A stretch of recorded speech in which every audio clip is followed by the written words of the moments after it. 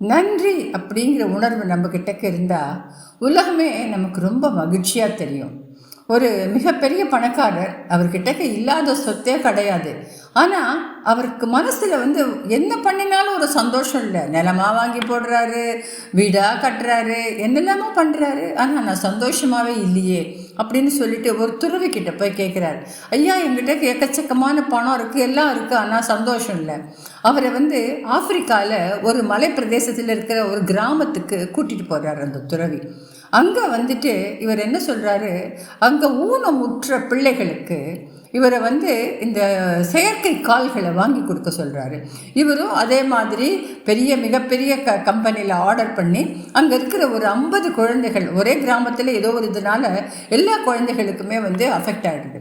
வாங்கி கொடுத்த உடனே ஒரு குழந்தை இவர் முகத்தையே பார்த்து கண்ணில் தண்ணி விடுறான்.